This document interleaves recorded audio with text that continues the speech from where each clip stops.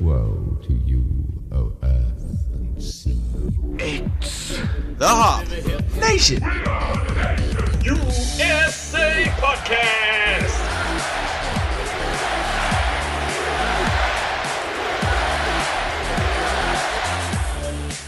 Welcome back, Hop Nation. This is episode 110 of the Hop Nation USA podcast. I am your host, Adam. Joining me, as always, is Steve. Steve, I assume, is glad to be here. I am here. Yes. Eventually, I'm going to get you to say that you are happy to be here, or pleased to be here, or at least content to be here. I'm never happy to be anywhere. That's... Take all right. that. Okay. That's something. Take that. So we're here to talk beer, and we do have ourselves a theme tonight. It's just us in the Hop Nation Central. But we are talking lime beers. These are beers that have been brewed with lime. Those fancy little green fruits. Fancy? Okay, sure. I mean, when you're at a taco stand and they throw that little lime wedge on top of your tacos, it's like, oh, all right, they know what they're doing. Does that make you feel better? It does. Okay. It does. You don't really get those at Taco Bell, so right. That's how you know that you've made a step up. That's the line. Okay. If you get the little lime wedge that you can You get the squeeze. wedge. Yeah. Everybody knows that. It's a basic truth. Yeah. Just jumping back to me not being happy to be anywhere. Uh-huh. That's actually like not an insult to the show. No. Because that means everything's the same to me. Welcome to your gray world. Exactly. It just is. I view the world like dogs do. From 18 inches off the ground? If I've had enough. I'd say that's a weird way to go about it. If I've had enough. So we are drinking lime beers, and the first one is actually a very special beer. This one was actually a gift from Steve to me, and so I'm going to kind of re-gift it back a little bit because we're going to drink it together. We gift it to the show. To the show, to you, the listener, for the greater good. It's not really for the greater good. I don't know. The greater good. It's not really anything other than kind of a nana boo-boo to people. This is kind of a rarity, and we're going to lead off with it. This is coming from a defunct brewery, a brewery that no longer exists. This is the Tallgrass Brewing Company Key Lime Pie. Yes. Yes, they come out of, or formerly came out of Manhattan, Kansas, which I believe is the home of Kansas State University. Could be. Sounds about right. I also believe at the time they were the biggest brewery in Kansas. Not anymore. Nope. Not anymore. But this is their Key Lime Pie. Checks in at 4.2% ABV. No idea on the IBUs. I wouldn't expect much of one because it's a sour ale. It's Key Lime Pie. Come on. Yeah. It's a Key Lime Pie ale. It's not hop. It doesn't care. It doesn't matter. Right. Right. It don't matter. They claim that it is a sour blonde ale made with lime peel, key lime, and we're going to drink it. Okay. Let's do that. Okie doke. So, on the look of it, it's a very clear beer. Very nice looking. Yeah, it really is. It's pretty picturesque, and honestly, you wouldn't suspect it of being a Key Lime Pie beer. No. You'd expect it being a VFW drinker. Yeah. This is kind of a, maybe a wolf in sheep's clothing, perhaps? Or something? I don't know. It looks good. Wolf in sheep's clothing, more like dessert in... Dessert disguised as celery sticks? Yeah, maybe. Okay. Maybe disguised as celery sticks, maybe just disguised as cardboard. All right. You know? Yeah. I'm trying to think like, VFW beers that they're plain. You don't think much about them. They blend in. Yeah, they blend in. Yeah, this is dessert disguising itself as white rice. Okay. That's what this is. All right. I can dig it. Yeah. Yeah, very nice looking beer, nice and clear. The head is kind of nice fluffy white here too. Yeah, it was nice fluffy white, dissipated pretty quick, but yeah, it was there. On the nose, it's Key Lime Pie. Yeah, on the nose it's Key Lime Pie. I mean, you even get a little bit of that sourness to it. Right. And yeah, it's not just the lime. You don't get just the lime. You get that full Key Lime Pie. Yeah, it has that sweet creaminess. You can tell it's sweet from the nose. Yep. So. Yep. So let's get in on this. Oh, yeah. Yeah, I like that. It does have that tartness of the key lime, but it also has a sweetness of like you would have with the whipped topping. With the meringue. The meringue, thank you very much. And I think there's a little bit of graham cracker going on there as well. Yeah, I don't get a whole lot of like graham cracker taste to it. But I get a little bit. I definitely get the meringue and the key lime out of it. Yeah, this is a winner. Yeah, so this is something we talked about 3 episodes ago. Okay. When we were at the Shriners homebrew event. Yes. We had Brian Llewellyn on, and he had a key lime pie beer. Mm-hmm. That was a very big thing that was seems to be going around in homebrewers with key lime pie. So. Yes, because there were multiple key lime beers going on there. Both were excellent, by the way. So that's kind of a reason for the season for this episode is like we had a bunch of key lime beers and we had lime beers, so it's like, there's some big breweries that do them too. Right. You don't have to just go searching homebrew events. Right. So this is by far the most lime beers I've had in a month span. Yeah. Ever. Yeah. And I'm okay with it. Yeah. I mean, it's not a bad adjunct at all. It definitely gives you a different flavor profile than just straight up like orange juice and citra hop. Right. But yeah, we were talking to Brian, who had made his key lime pie beer, and like you got all 3 notes off of that with the kind of creamy sweetness of the sugar and the key limes and the graham cracker. This one you don't get so much as a graham cracker, but it's kind of nice. It makes up for it in that kind of sweet meringue. Yeah. Action Jackson. Yeah, it's still it's good. Yeah, that's all there is to it. It's good. It's good, but it also still fits the pie. It's not just lime beer. Right, exactly. It's not just something squeezed into a Corona. And we'll get into that later on, maybe. Better not. No, we definitely will. I'm not drinking Corona. I didn't say we're going to drink it. We're going Okay. to talk about it. Okay, we can badmouth it. That's fine. I'm down with that. They're not a sponsor. No. So? Never will be either. Nah. I would take Corona money. I wouldn't. Okay, I'll take it, and you won't. No, you won't either. Show will be burned. Down to the ground. That's right. We're willing to take money from a lot of people, but we don't take it from breweries. That is true. That's a conflict of interest, and we won't be doing it. Well, I could just take the money and then just stop the show. And then just start a new one. Probably can't do that either without me knowing about it. I want it paid in full up front. I know where you live. We'll find you, and I will make you pay. Right now. Exactly. I'll split it with you. I don't mind. That's okay. We'll take... okay, that's the thing. We'll take Corona money to stop the show. Yeah. We'll let them pay us to stop bad-mouthing Corona. Yeah, we'll get paid off that way. I'm fine with that. That is extortion, but I'm okay with that. As long as the check's big enough. Yeah, my morality isn't that strong. Corona sucks. Yeah, nobody likes you. All right. Yeah, this is a good beer. Mm-hmm. Why don't you say we keep enjoying it, get in some news and notes? Yes. Okay. So, news-ish. Yes. The coming from Brewbound by way of the Brewers Association, yes, or the other way around, however you want to look about it. Depends on what article you read. Yeah. The Brewers Association has released numbers on the lack of growth in the craft beer industry. Okay. Yeah, craft beer's dead, so everybody pack it in, go home. All right, this is our last episode. Yep. We had a good run. Everybody pack it in, time to go home. Yeah, basically it's just going over how there's no growth in the beer industry. Okay. Yeah, I'm not going to get like too in depth about it, but like 28 of the top 50 breweries didn't grow. Now, is that the top in terms of volume? Yeah, this is all in volume. Okay. Yeah, so percentage of volume. So like 28 of the top 50, they didn't grow or they just stayed even. Mm-hmm. Only 7 of the top 20 grew by single digits. Very few grew by double digits. Okay. Notably of that would be Three Floyds, Two Roads, and Rheingeist. Really? Two Roads? Yeah. Huh. Yeah. Okay. All breweries we know. Yeah, and I know at least 2 of them have been on the show. All 3 of them have been on the show. Yeah, I guess you're right. Yeah. Pretty sure Rheingeist has been on the show. I know Rheingeist has been on the show. Okay. We've done a Rheingeist episode. Oh, we did. That's right. Yeah. Remember you were there? Yeah. Well, then we've definitely done all 3. Other breweries that grew, Great Divide and Belching Beaver. Just more things I like. Mm-hmm. So I don't care. Right. So really, I'm just going to assume that you are the reason they're still growing? Well, not Belching Beaver because I can't get them here yet. But with their continued growth, they can break into this market and come to Pennsylvania. Yeah, and I'll gladly drink more of that peanut butter stout that they have and try some of the Deftone collaboration beers that they have.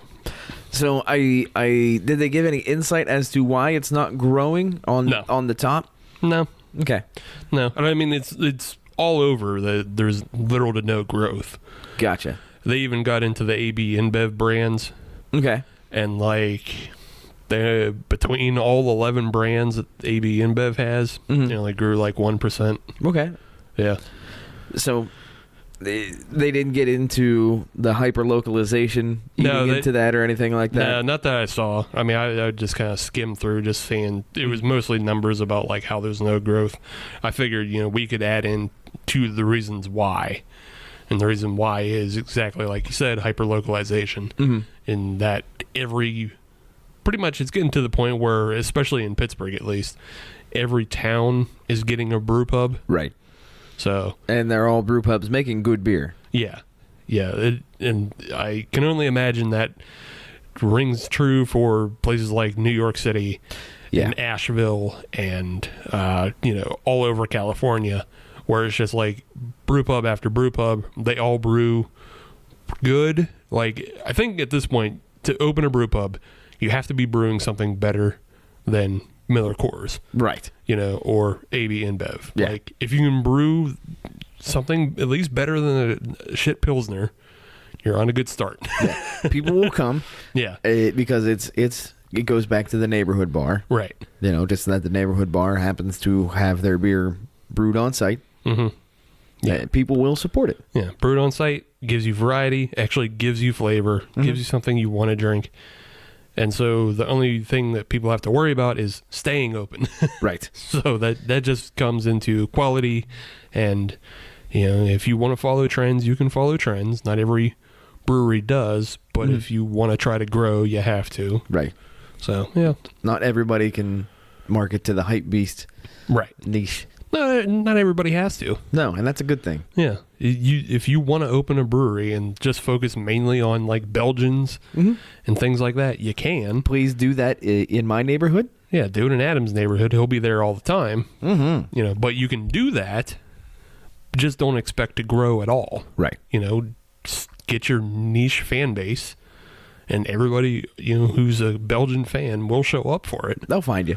Yeah, it's just you won't grow like Treehouse. Treehouse was a brewery that did grow a lot, but that's because they market to hype beasts. Right. Pretty much, yeah. Yeah. The one other note that was worth talking about was Green Flash. Oh, okay. Because they did not recover in any sense. I kind of had a hunch. Yeah. They fell 37% in volume. Yeah. And they fell out of the top 50. Really? Yeah, breweries in America. Oof. Yeah. Not that I'm entirely surprised. Yeah.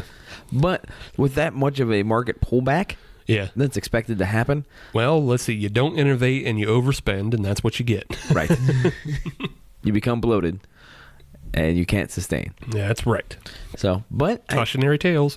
it might be something where they pull back, and then they're able to do a slower, more sustained growth. I don't think they're going to grow. That's the thing. I think they reached their pinnacle, and they're just going to go back to a regional brew. Yeah, I think the majority of breweries are going to, in the future, the majority of breweries are at most are going to top out at like maybe 100,000 barrels. That's fine. That's plenty. Yeah, that's plenty. Because I mean, that's what most of AB InBev brands operate at. They operate at the majority are at 100,000 barrels. Like Goose Island is about 550,000. Okay. So they're 500,000. I think Elysian is close to 500,000. Okay. And then like you can also look at Dogfish Head. Before they paired with Boston Beer Company, they were at 300,000 barrels. Really? So yeah. Okay. Yeah.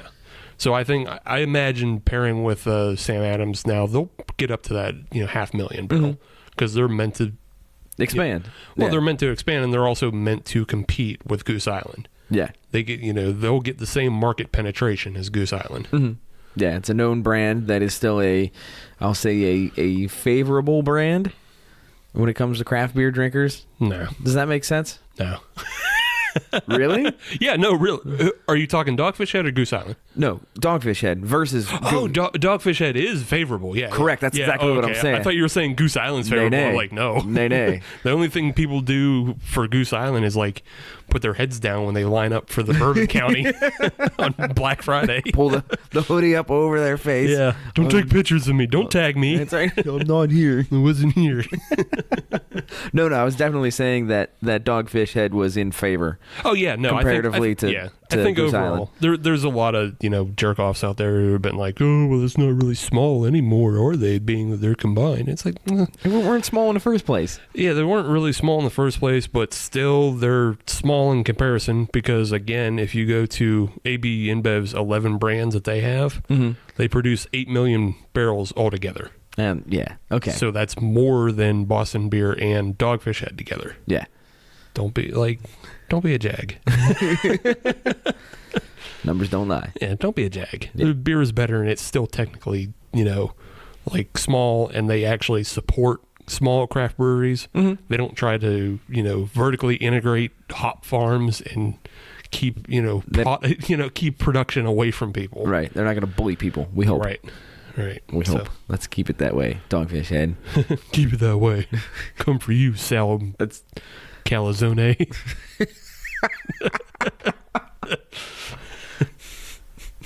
I know that's not right. Nope. But I don't His know name how- is not Sal Calzone. That is not right. But I don't know enough to correct you. I just know it ain't right. James Cooker and Sal Calzone. I'll come Cooker. I'll come for you. Coming for you, Hulk Hogan. Speaking of beer, Okay. so found out that the owners of Kona beer actually got sued, and then they settled out of court. Why, you may ask?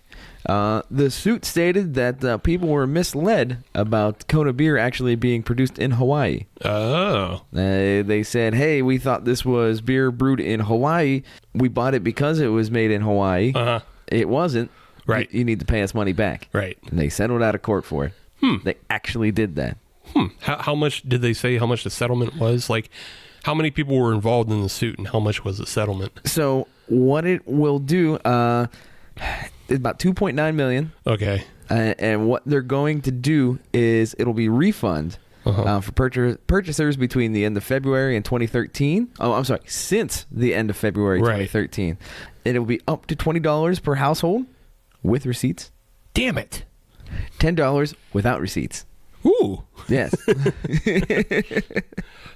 Ooh. I'm wondering. Yes. Because I almost guarantee I have a Coca Brown checked in into that period. Yes. So I could take a screenshot of my Untapped profile and be like, hey, what the fuck? Give me paid some up. money. And that should be good enough as a receipt. I would think so. Because, I'm not going to go back in time and doctor Untapped check-ins. Gonna go I can't back do that. in time. Can't do that. Right. Fuck yeah, $20 for Steve.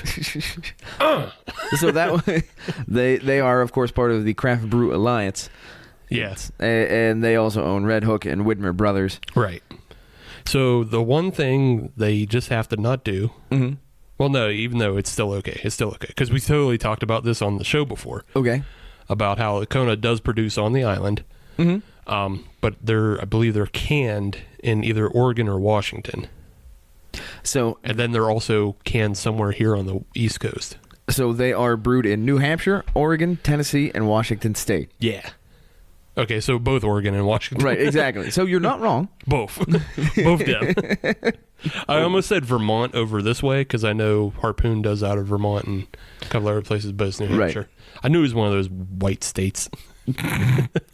Vermont is the green mountain state. Thank you very much. White and snowy. That's what I meant. There what you did you go. think I meant? Just where people like to ski. So the Craft Brew Alliance is 1/3 owned by an affiliate of Anheuser-Busch, AB InBev. Yeah. So, I always thought the deal with Kona was like they're technically independently owned, but they do because of their distro. Yeah, it's something weird like that. They're not a full AB InBev brand, right? But there is an they alliance. Get help. Yeah. They get help, so they're still technically not craft or independent. Right. Yeah. So I don't know how you have to prove. I don't know if it is just an Untapped check-in. I bet I could use that. Or you could just say, "Listen, I've drank your beer. give me money. Give me." So if you don't have receipts, it's only up to $10. Bully them. There you go. After I'm done with Sal Calzone. What? Okay. Give me money. That's just the bottom line. Give Yeah. Steve money. That's right.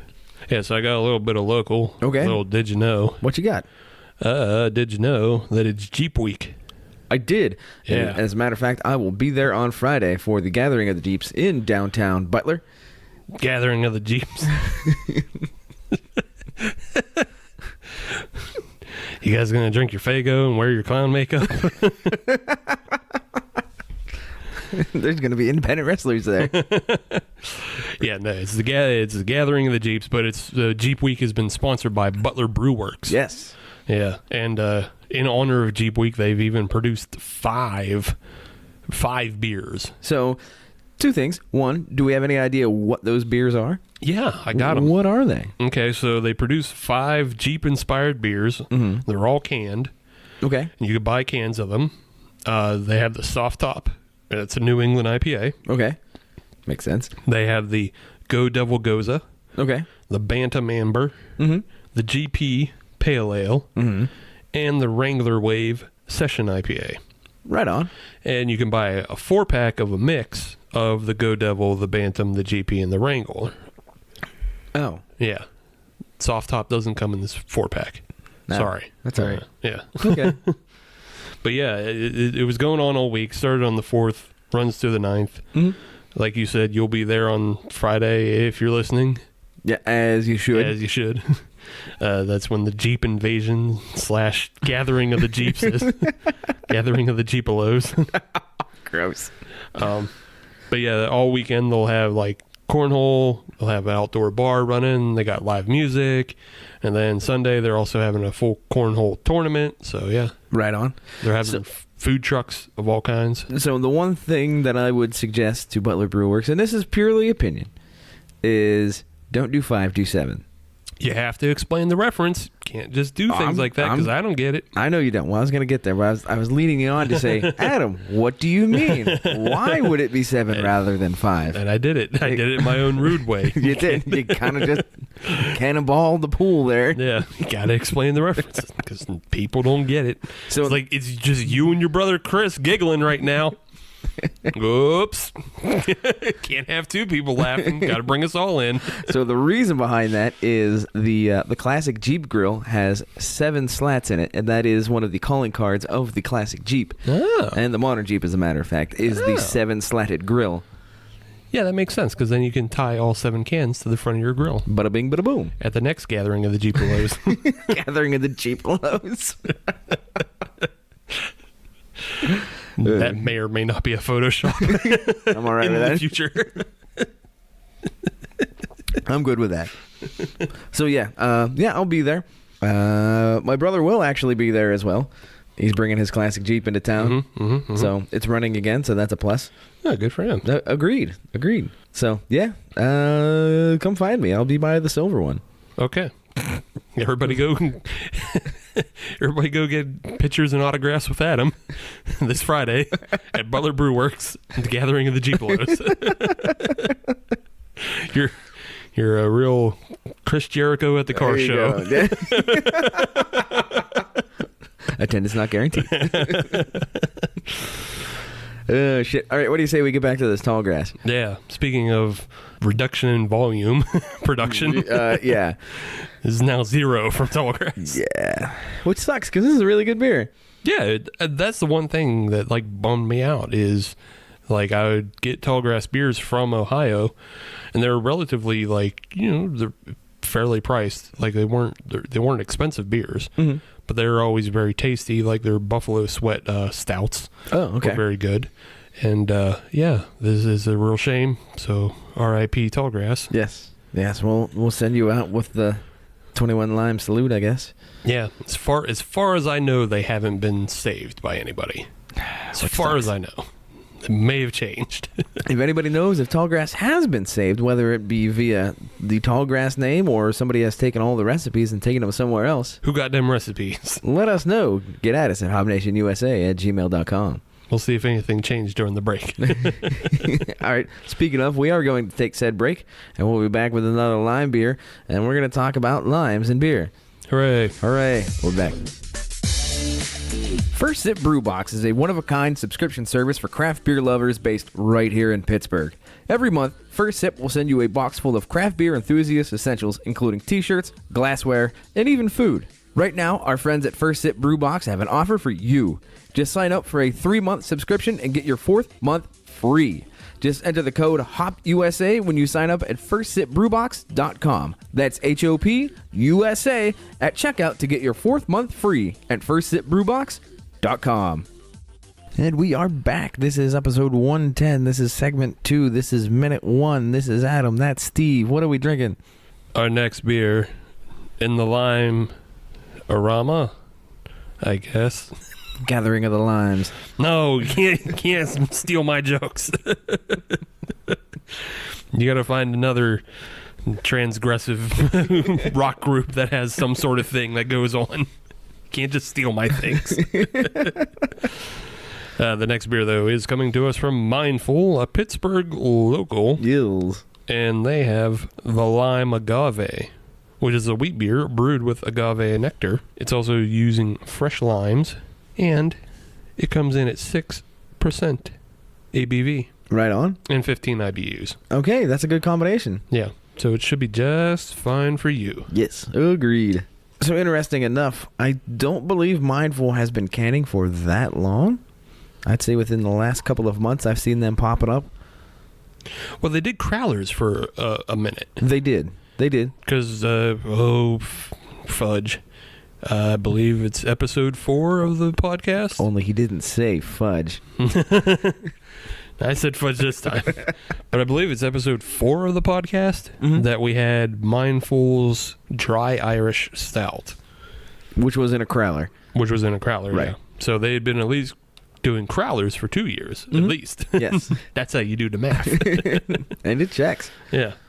But yeah, I haven't seen them too much in cans. I know they've been canning, but I don't remember for how long. But now they're obviously available to us because we bought one. Yes. And we got it at House of Brews in Robinson. That's the thing. Yes. Thank you for enabling us, House of Brews. That's where we go a lot. So taking a look at this one, it's a lot more cloudy.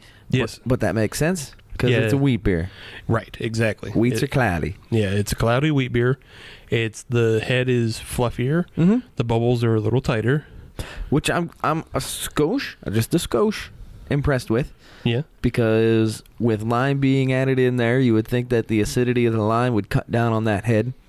It might, yeah. It can. It can. Right. Especially if they used zest, because then you have the oils from the skin, which would hurt it even more, but they've obviously compensated for that. So, yes, everything looks nice. Not quite as effervescent as the last beer we had. No, but that's not to say this doesn't hold its own. Right, no. The last beer was very much like a bubbly VFW beer like we talked about. Mm-hmm. This looks like a wheat beer. Yes.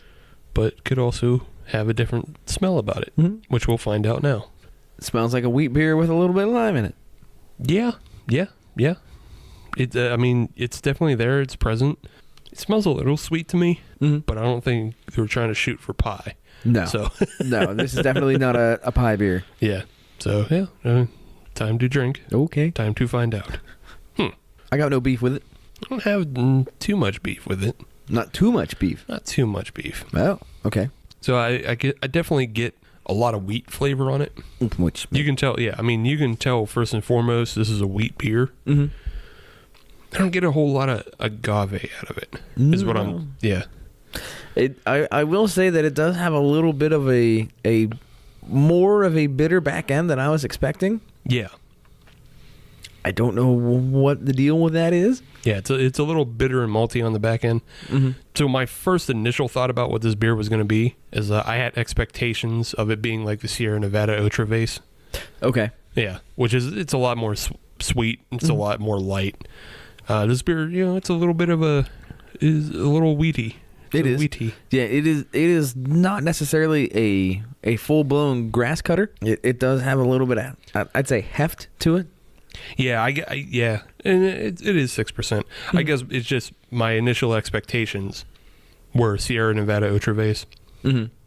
But now that I'm used to what this is supposed to be, I'm fine with it. Right. It's just that's what my initial beef was. I was like, this isn't Otra Vase. You just had to reset your... Yeah. You just had to recalibrate a little bit. Right. It's its own beer. Right. Damn it. It's allowed to do its own thing. It's doing its own thing. That's right. Yeah, but yeah, it has a pretty nice lime flavor up front. Mm-hmm. And then, like you said, it does kind of taper into a little bit of a weedy, malty bitter back end. Mm-hmm. But yeah. Yeah, it is not shockingly lime, but it is pleasantly lime. Shockingly lime. Coming to you from Mountain Dew. Apparently there is a new Mountain Dew coming out. There's always a new Mountain Dew coming out. It's like Dew 50, I think it's called. Dew 50? Yeah, Dew 50. Okay. Apparently it's... I think they said it was like 50 new flavors all in one. That doesn't make sense. Neither does Mountain Dew at large. That's just pouring Dr. Pepper in twice and then adding 4 flavors. And then here's Live Wire, Code Red. Right. Voltage. Baja Blast. Ooh, yeah. Which I do appreciate that is in bottles now, but it's never the same. It's never the same. No, you got to get it from the bell. You got to get it from the bell. You got to be in that right mindset where you just like, man... Fucking Taco Bell today. It's a Taco Bell day. It's Taco Bell day. I need this Baja Blast because it's going to be light and refreshing compared to the awful trash I'm going to put into it next. Even though it in and of itself is awful and trash. Yeah. And then cinnamon twists. Hooray. So I only very recently rediscovered those. I had those for, I'd say, over a decade. And then I got a box and it came with them. Yeah. I was just kind of on a whim. Yeah. Yeah, I forgot how good they were. They're not bad. They're like pork rinds, but with cinnamon. Mexican pork rinds. Still it is. Just Mexican pork rinds. Yes. So, speaking of Mexican things, let's talk about limes and beer. Okay. So, first and foremost, we had talked earlier about talking about Corona. What is Corona most known for? The lime wedge in the beer. Right. So, the thing is, there are several theories as to why there is that wedge in the beer. I got one. What's that? Corona sucks. That's actually a valid theory. Yeah. is saying that, well, the beer sucks. It's getting skunked because it's in a clear bottle. Right. So bartenders say, we're going to throw a lime in there, try to cover some of this up. Yeah. Another theory is that it was put on there to essentially cleanse the bottle. Okay. Use the acidity of the lime to cleanse it, because if it was, an open top, or if it was, bottled in Mexico, might not be the most sanitary, was the theory. That's okay. Right. Another theory was that there was a bartender in 1981, I believe it was in Chicago, said, you know what, I'm going to put a lime wedge in this beer and see if I can start a trend. Okay. It was just kind of a bar bet to see if I could get this to take off. That one, man, if that one's true, because here's the thing. The number of quote-unquote Mexican lagers out there that are lagers with lime already introduced into them. Yeah. That are produced by American companies. Right. If it's just by some dude in Chicago... all of those companies look stupid and racist. Very much so, yes. That, to me, that would rank up there with the Reuben being invented in Kansas. Nebraska. Get it right. All the same. No, it's not. One's a Jayhawk. The other one's a Cornhusker. Yeah. I don't give Nebraska credit for a lot of things, but they're the home of the Reuben, so. Credit where credit is due. Credit's due. I apologize, Nebraska. Yeah. So, that's the thing. You have to give them credit for that, because, man, they don't have a lot going on.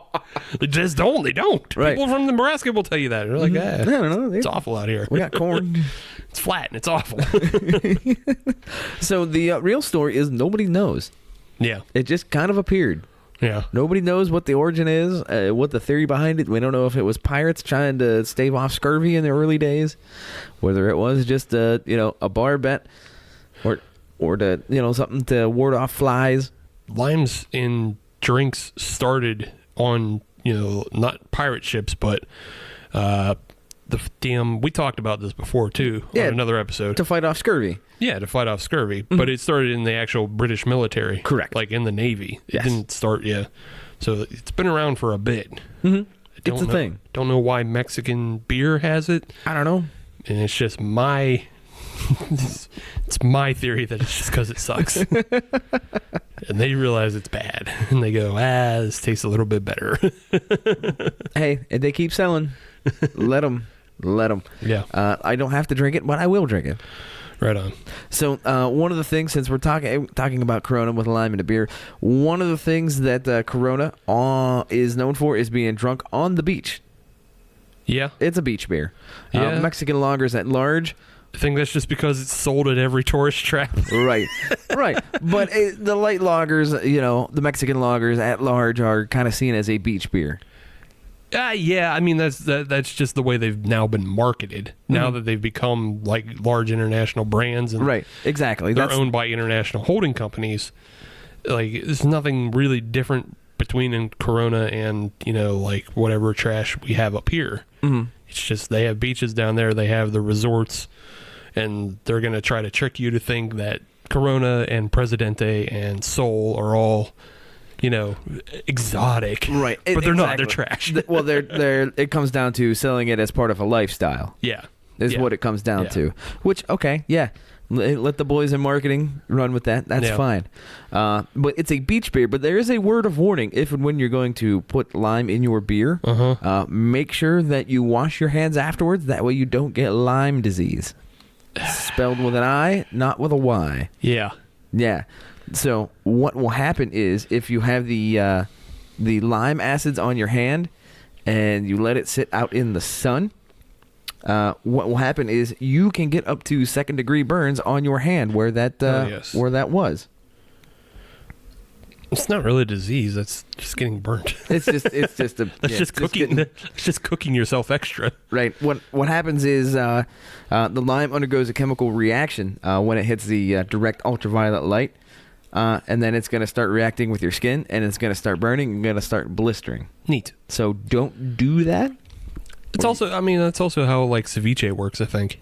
I don't know that I've ever had ceviche. Yeah, it's just avocado and shrimp and some other things in a bowl, and you spread a whole bunch of lime juice, and you cook the shrimp will cook without having to be cooked. I didn't know that. Yeah.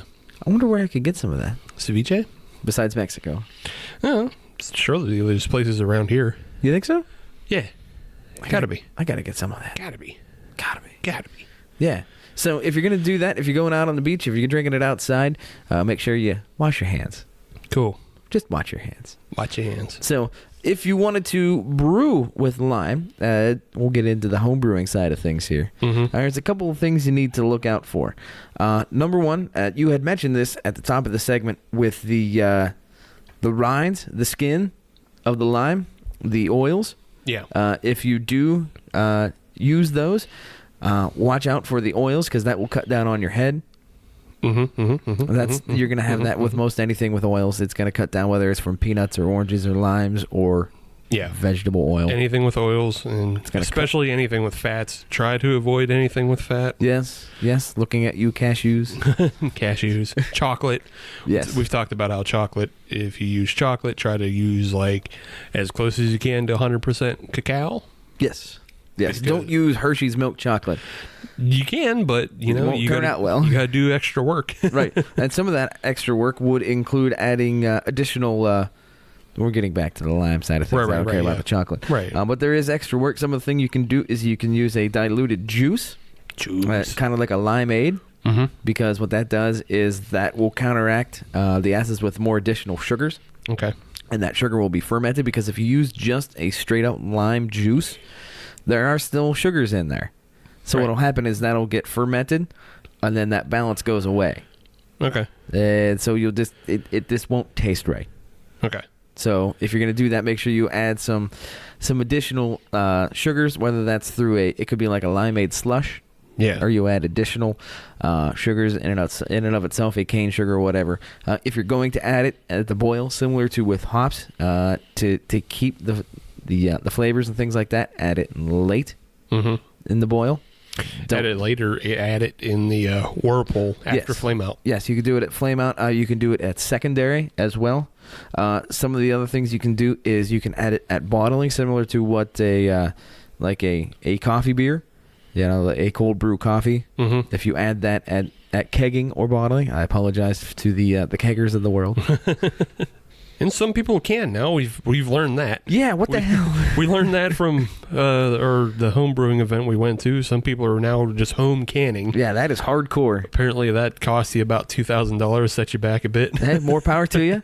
If you're that passionate about your beer, which obviously some people are. Yeah, obviously. More power to you. And obviously, we've seen it in action in the wild. It is a thing. Yeah.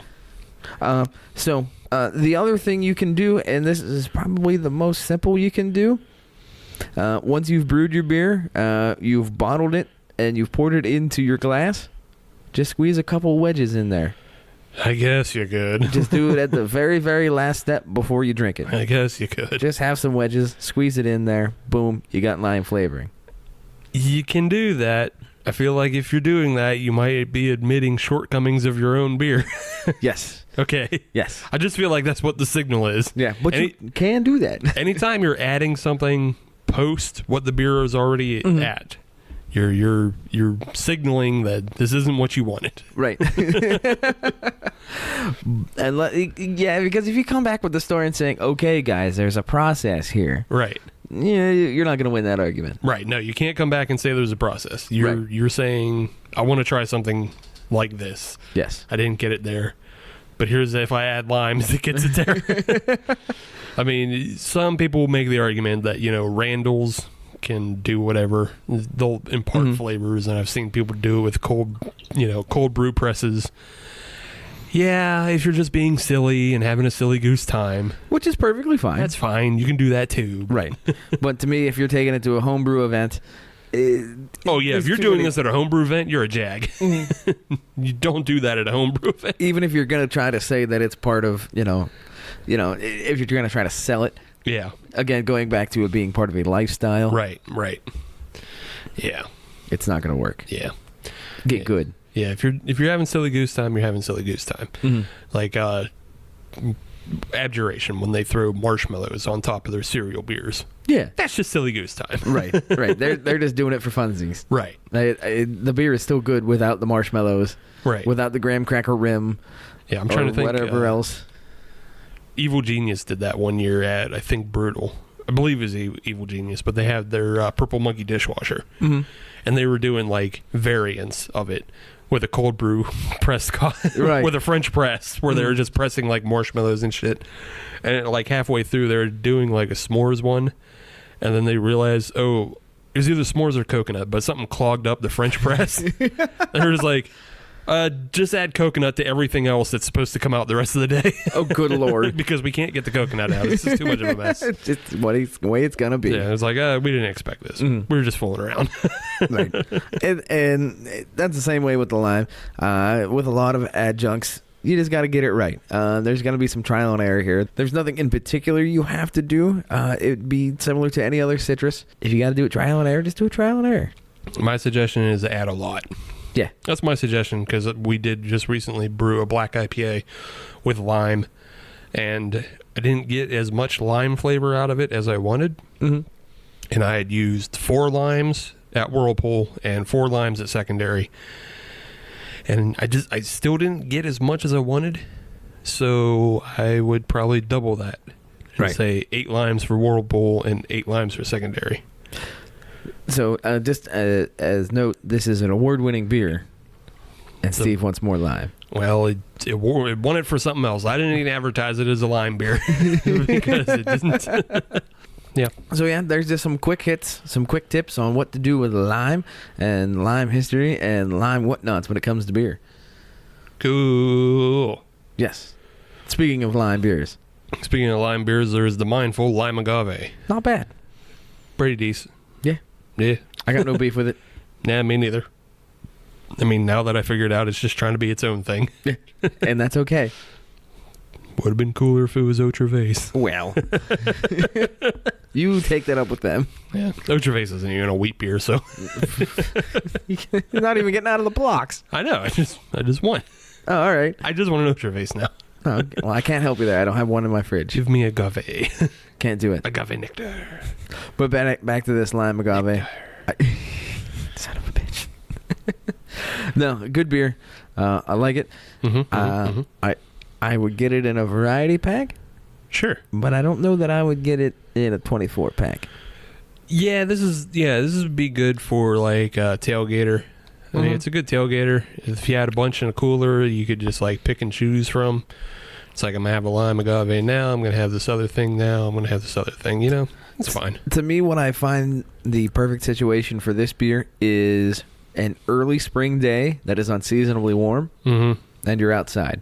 Okay. Like if it's 65 and there's still snow on the ground. Weird. This beer, I think that would work perfectly. Okay. That Adam's one specific day in late April. April 25th is the perfect day. There you go. There you go.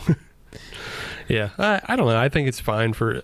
You could enjoy this at a cornhole tournament. Heck yeah. Yeah, not at Butler Brew Works, so they have their own beer. Sorry. Hyper localization. Only 5, not 7. Wrong county. That's right, wrong county. All right. What do you say we take a break? Come back. Yeah. Drink more beers. Okay.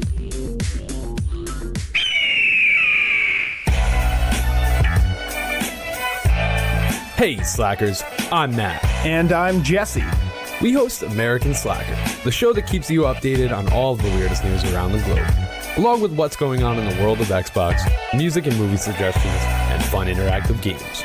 Every other week, we bring on interesting guests from all walks of life, from filmmakers to musicians, funeral directors to small business owners, and even Jeff Goldblum. What? No, we never got Goldblum, man. Oh, man can dream, can't he? American Slacker Podcast. New episodes every Wednesday. Available on Spotify, iTunes, and all of your smart devices, or anywhere else, you might happen to cop a podcast. They're downloading MP3s, not buying an eighth. I'm shutting this shit down. That's it. There you go. Welcome back to Hop Nation. We are going to step into the limelight with our third beer. You like that? God damn it. The limelight? It's the third segment, and we're just now getting to the point where there's rush puns. Yeah. I'm so mad. We could have been doing rush puns the entire time. Guess they weren't as close to my heart as I thought. I know. Well, you still have made a choice. All right. Well, whatever. All right. Third beer. Third beer is coming from the Elysian brewery. We talked about them. Yeah, they're a small outfit trying to just make their way in the world. Right. They got one or two that people know them for. We are a craft beer podcast, not an independent beer podcast. Yeah, so Elysian, they're gonna come in on this episode with the Salute the Sun Pale Ale. 5.2% ABV. This is conditioned on sun-dried black limes. Okay. Slightly tart, highly citrusy, super chill. That's what they call it. Okay. There you go. We gonna drink it. So it's an ale, it's not a amber lager. Correct. It is a pale ale. Okay. It's not meant to be some sort of racist Mexican lager thing. No. Okay, I'm just saying I would expect that out of an AB InBev product to call something a Mexican lager when it's not produced by any Mexicans or in Mexico. Nope, this is just a regular ass pale ale. All right then. So let's drink it. With lime. Yes. We really did our due diligence on this episode. We drank something you can't get anymore. We drank something local. Now we're drinking something that everybody can enjoy. Right. Everybody wins. Well, everybody can get. I don't want to say enjoy. Right. They have the option to enjoy. Yes. Well, you might not have the option to enjoy. We haven't tasted it. It might taste terrible. That is true. Ooh. I smelled it. Yeah. Looking at it, it kind of looks like the first beer. It's a little darker. It does. I don't think it's quite as clear as what the Tallgrass was. No, it's not quite as clear either. But it's certainly not as hazy as what the Mindful was. Right. So it's in the middle. It's in the middle. But I will say it does lean a little bit closer to the Tallgrass. Yeah, it's got the little effervescent bubbles bubbling away. So yeah, it looks decent enough. It looks like a pale ale. Everything tonight's looked like a pale ale. Yeah. Or a wheat. One or the other. So I doubt there are too many lime porters out there. Probably not. That's a roasty flavor. That's real hard. Yeah. For lime to overcome. Yeah. So you're gonna have to use like 12 limes. Yeah. Top tip. Top tip, 12 limes. 12 limes of Whirlpool, 12 limes of secondary. 12 lines of Christmas. Smells Smells like a pale ale. I would go a little bit further. You think it just smells like an IPA? Yeah.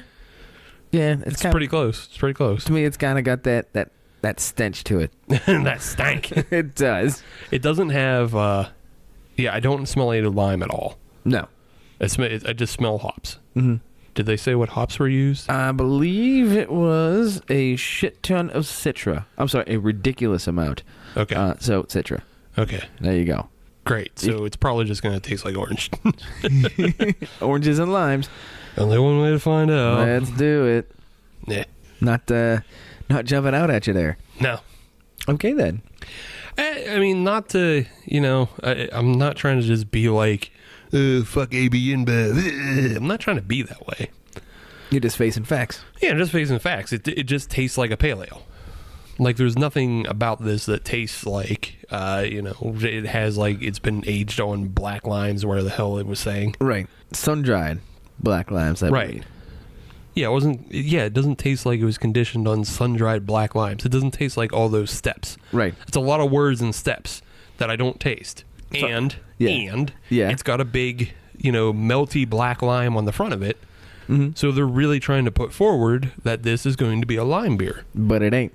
I don't taste it. No. So it's a liar. I would say that Mindful and especially Tallgrass have provided that much more. Yeah. On this episode. Yeah, both of those did it much better.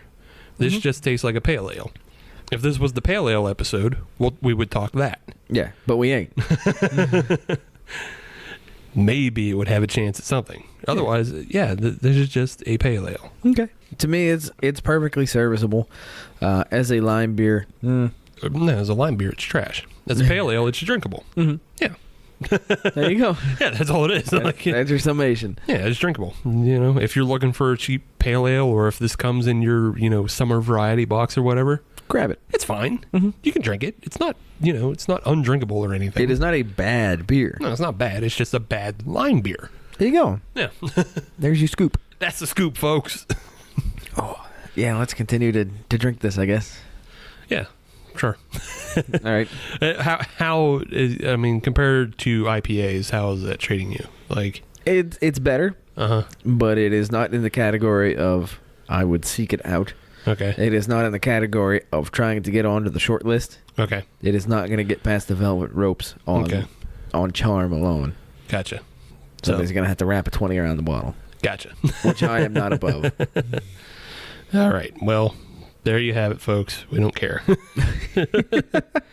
Pretty much.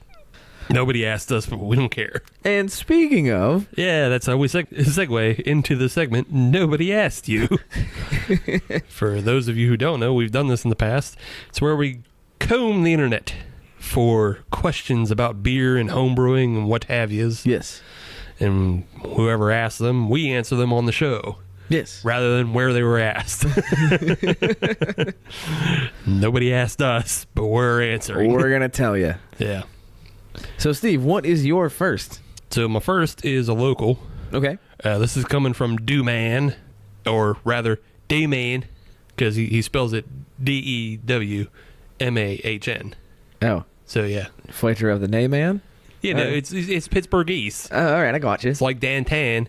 Anytime you spell Dantan, that's Dahn. I got you. Dantan. So, speaking of, I had some pierogi soup last night. Pierogi soup. Pierogi soup. Yeah. Where? The Yard.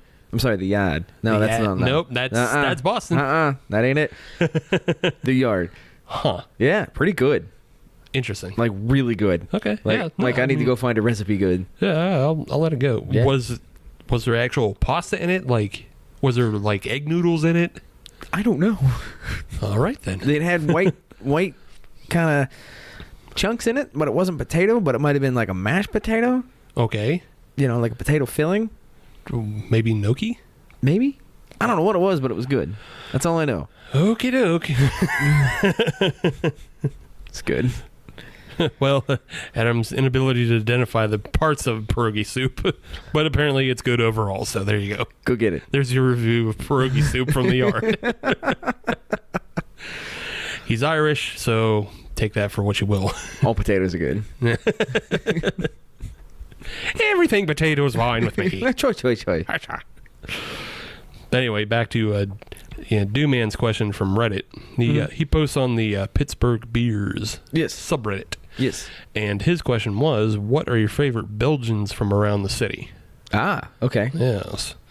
I know this is a good question for you because you do enjoy your Belgians. I do from time to time. And you're from around the city. Also true. Of Pittsburgh, in case you couldn't figure that out. I mean, we do have to make it clear. We've been picking up listeners in Afghanistan. Yeah. And I believe Guatemala and El Salvador have checked in. Okay. So you got to say, not your city, but our cities. Right. But all are welcome, for sure. Yeah, no, if you visit Pittsburgh, check these out. Yeah, definitely. Come on down.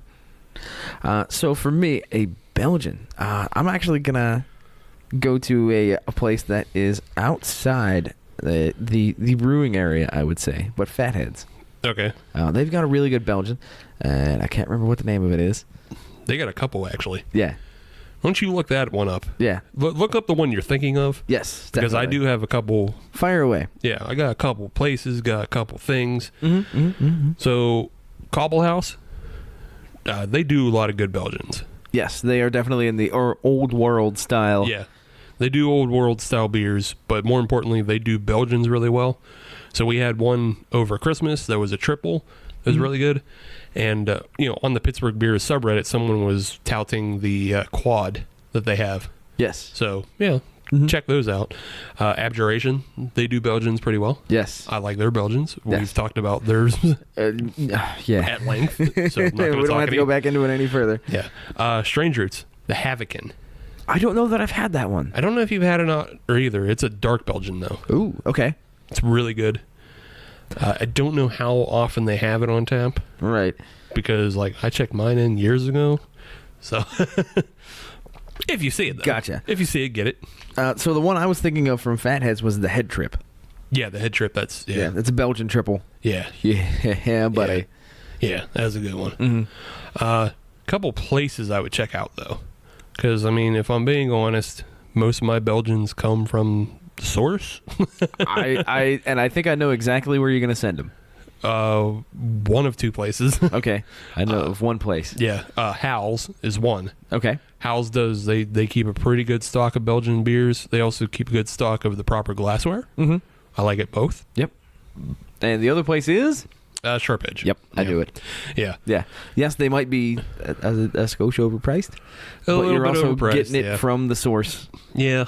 And they deal specifically in Belgians, and they have them on tap. Yeah. So, yeah, they're pretty good. Some people have said some negative things about Sharp Edge. I haven't, other than them being overpriced. Right. But, you can go down to either Howell's or the Sharp Edge. Both of them have, good selection of the Belgian beers. I like them all, I would say. I like them all. Yeah. Bring more. It's like my underdog category. The Belgians? Yeah, I think so. Because everybody knows me for my fatty pastry boy. Okay, so that's kind of your dark horse. Yeah, that's where everybody knows me for that. And then everybody also knows I love my IPAs, right? Especially my Dippas. But I don't know if everybody knows that my love for Belgians. I don't know many people that don't like Belgians. I don't know. There's got to be some out there. I'm sure there are. Got to be. With 7+ billion people in the world. Yeah. There's got to be people out there who don't like Belgians because Belgians aren't the number one style. It's a sad fact you have to face. Yes. Yes, I know, but still. Yeah. That's all I got. Not everybody can handle, a Delirium Tremens or a Trappist or... Yeah. The Rochefort the Rocheforts are a little expensive. So I understand why people don't drink those all the time.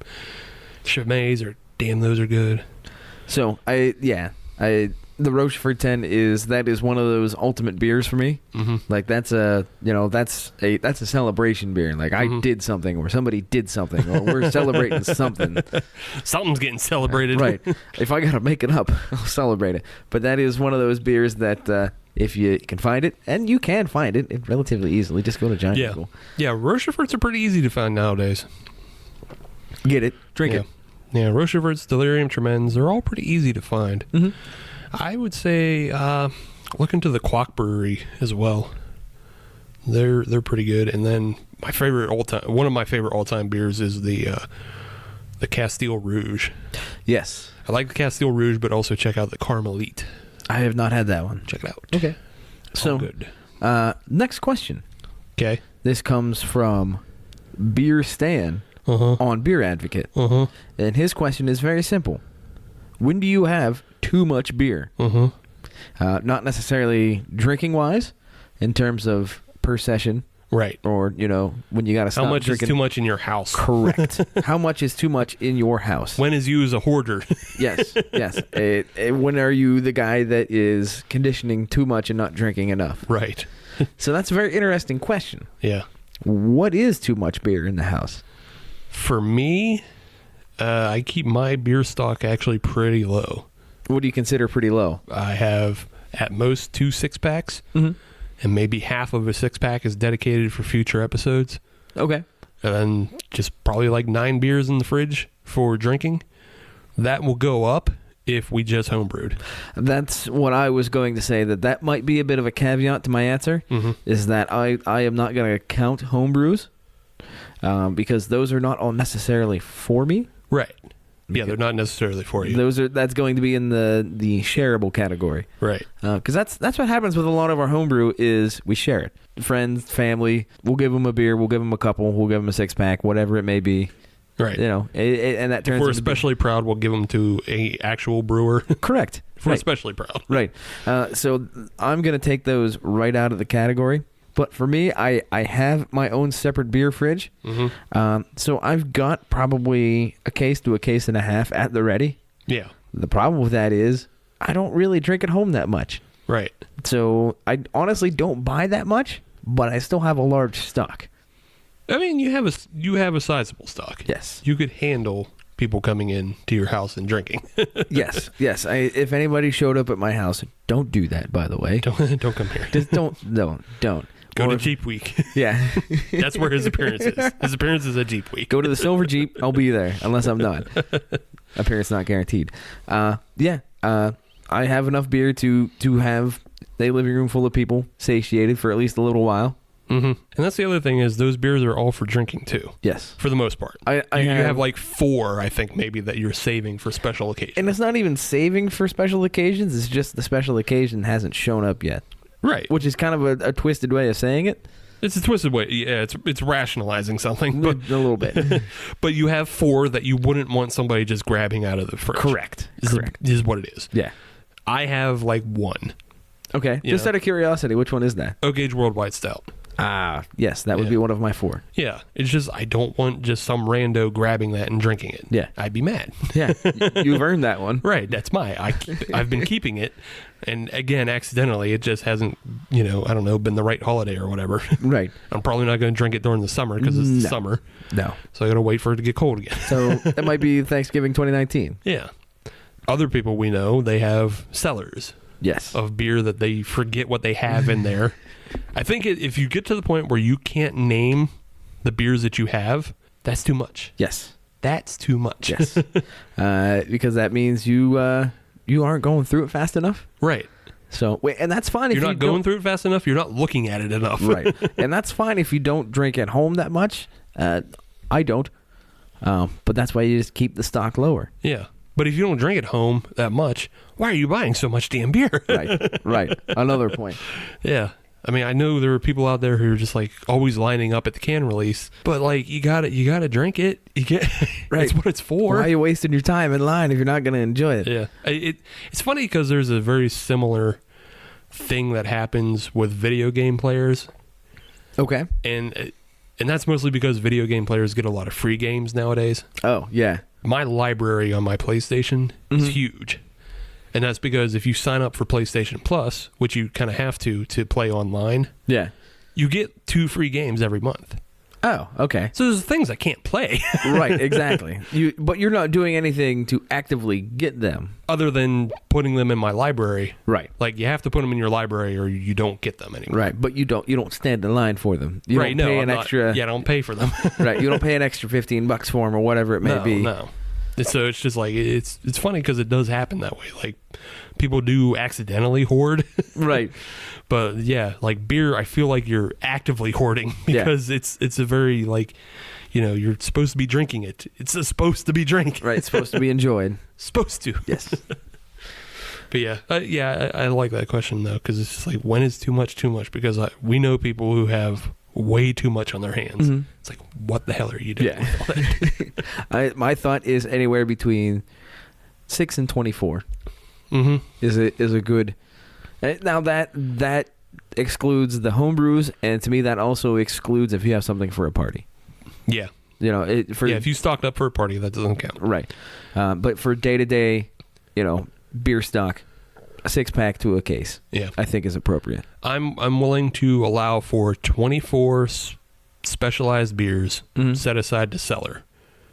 Okay. I'm willing to allow for that. Okay. All right. Because that's like 2 a month. Yeah. Yeah. It's 2 special beers a month. If you can't figure out how to drink 2 special beers a month, you're frigging it up. Right. You're in the wrong business. Yeah. You're frigging it up. You need to drink more. And I don't say that often. But yeah, so good question. Mm-hmm. The one I enjoyed, it came up on the Pittsburgh Craft Beer Facebook group. Okay. But I believe a lot of people will share the same sentiment because this wasn't just one person asking this question, but a bunch. What was the question? So Ryan, the owner of Beer Express, right down the road on Steubenville Pike. Yes. He posted a picture. He got in a little small shipment of the Lagunitas hop water. Okay. And do you know what the hop water is? I don't. I'll be perfectly honest. Okay, it's a non-alcoholic hopped water. Okay. All right. And I know there is a trend for non-alcoholic beers that is an actual uptick in the market. Yeah. Well, I can tell you, this goes even farther than just non-alcoholic beer. Okay. It's just water. It's hopped water. I'll tell you the exact use in a bit. Okay. But the question that was asked by multiple people was why? Right. Why? Yeah. Why? Why? What's its purpose? So the real why, is this non-alcoholic hopped water is made for the very California specific THC infused Lagunitas products. Okay. They make hoppy water and then they later infuse them with THC. Okay. So they're still non-alcoholic. They have 5 milligram and 10 milligram versions, but they also just ship out the water. I don't know why they should just ship out the water. That's the real why. I know why it exists because it's a base part. Right. This is like Oreos shipping out just the cookie and not the cream. Right. Exactly. So I had to come up with a why, and I have a why. Okay. The why is you're supposed to take the non-alcoholic water, 1 shot of Pinnacle vodka, and then 2 parts orange juice. And then you just make your own hazies at home. I mean, yeah. It's a home hazy kit. It's a home hazy kit. You take your hoppy water, you mix it with your OJ, and you throw in a shot of OJ, or shot of Pinnacle. So it's literally just water and hops. Yeah, pretty much, yep. So how were the hops added, though? I mean, was it just they just took the pellets and threw it in there and wait until it dissolved? Pellets or whole leaf, I'm not exactly sure. Okay. Yeah. Well, here's what I'm thinking you can do with it, is you take that, you get, 10 gallons worth. Okay. And then you just make your own beer with it. And you brew with that. And you brew with that instead. Go ahead, try it. It's going to be damn expensive. But, I mean, that's the only thing I can think of that you could do with this. That's why I'm saying just throw in a shot of vodka. It's a lot quicker. Yours is way easier and way cheaper. Huh? Yours is way easier and way cheaper. It would be interesting to see what happens if you brew with it. I would be curious. But even if you got like a little, 1 gallon batch going with it. Yeah. See what happened? Yeah. Just do a 1 gallon bucket. Try it out. It's just amazing how many people are just like, why? Like, it's a very valid question. Yeah. It's like, why just drink hoppy water? Did anybody try it? Did anybody go buy a 6-pack and see what it actually tasted like? Like I said, it was posted from Beer Express, and like He didn't have anything to say about it, and I don't think anybody else had tried it yet. Like, Gotcha. I think most people are just kind of like confused. Right. Like I had heard about this being produced, and I was like, I don't understand. What's the point? Yeah. Which is fine, because we've had hop candy before. And I kind of get it. Like, if you really are into hops like that. Well, to me, the hop candy is more of a novelty. Yeah.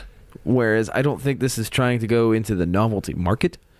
I don't know. It might be a novelty mixer is what I'm thinking about. Maybe. But I mean, obviously, you know what you already stated what the purpose of it is. Yeah. I started. Yeah. With the the real THC purpose is it's supposed to go to to the I believe it's the Hi-Fi Hops series of products. Okay. That's what it's called. Yeah. Yeah, the Hi-Fi Hops series of products, and that's I believe you can only get that in California, home base of Lagunitas, obviously. Yeah, otherwise, I guess I would just be like trying to make. I don't want to say gin and tonics because I hate gin and tonic.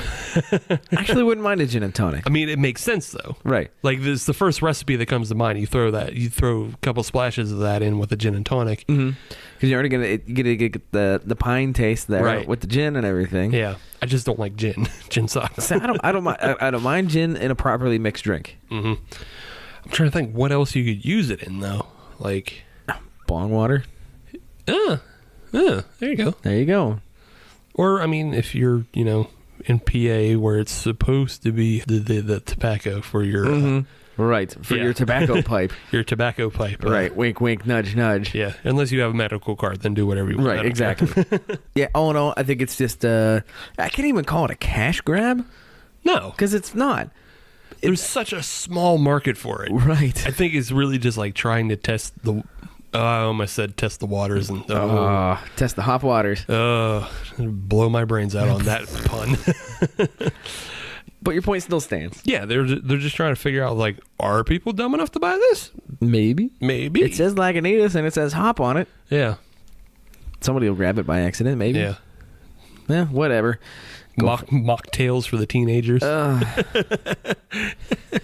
Come on down to the community center. We got mocktails. It's not even O'Doul's at that point. No, it's not even O'Doul's because I think O'Doul's has 0.5% alcohol. This isn't even something where they made beer and then, cooked it off. Right. It's just water with hops in it. Yeah, it's just hoppy water. Gross. Well, to you, yeah. Gross. I would try it. I wouldn't. I would need 3 bottles. One to try on its own, and then 2 to experiment with mixers. Yeah, all right. Yeah. I will just donate my 3 to you. Thank you. Now you can have 6. Thank you. I don't need this. Don't need it. Thank you. Don't need it. So what else you got? That's it. Oh, okay. Yeah. So yeah, that was, nobody asked you. We answered 3 questions from around the interverse, the webiverse. The series of tubes. The series of tubes that connect us all together so we can call each other racial slurs. Not quite. That's what it's for. Oh, all right. That's what it's for. Just racial slurs and threatening the president. I must have missed that class in middle school. And it wasn't a class. It's just how it turned out. It's no manual. It's just what everybody decided to use it for. Arguing and threatening the president and cat videos. And cat videos. You can't deny the cat videos. Can't deny cat videos. What do you say we go to the podium? Oh, now let's talk about this. Let's go back to the Elysian salute the sun. It's fine. It can salute my shorts. Ooh. Okay. Yeah. Like we already said it. Yeah. It's fine as a pale ale. It sucks as a lime ale. Yeah. Yeah. Pretty much. Pretty much. There you go. Podium. You go first. Okie doke. Bronze. Salute the sun. It's fine as a pale ale. Sucks as a lime ale. Moving on. Gets a little bit tougher, but I'm gonna give the mindful, the silver, the lime agave.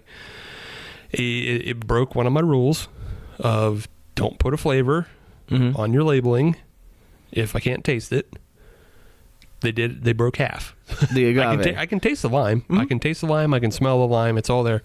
I don't taste the agave sweetness, and that's mostly because it is masked by the malty wheat. Like it tastes like a real, standard wheat beer with some lime in it. Mm-hmm. So in a way, it's kind of like those Mexican lagers, but the wheat version of it. Gotcha. Mm-hmm. It's fine and it's drinkable and it would be good on a hot day, but it broke my rule.